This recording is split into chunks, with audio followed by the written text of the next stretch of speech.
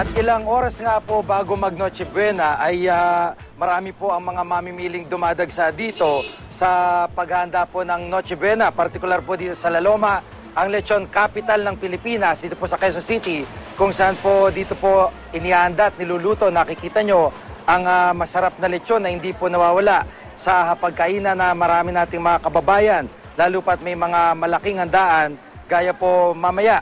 At ito nga po ay bising-bising lugar na ito sa dami po ng mga mamimili.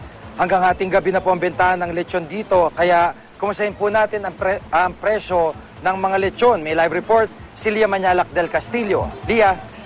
Gigi, bagamat may kamahalan, naging mabenta pa rin ang lechon ngayong magpapasko. Ang pinakamaliit nasa 4,000 pesos, na kasya nasa 25 hanggang 30 na katao. Ang medium size naman na good for 50 to 55 persons, nasa 5 hanggang 6,000 piso. At ang pinakamalaki naman na pang 100 o higit pa na katao, nasa 8,000 hanggang 10,000 pesos.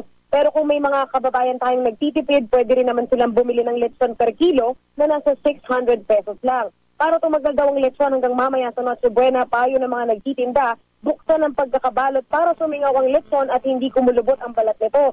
Hindi rin daw dapat agad na tinatadtad ang lechon. Kung sakali raw na natadtad na ito, kailangang kainin na ito sa loob ng 3 oras.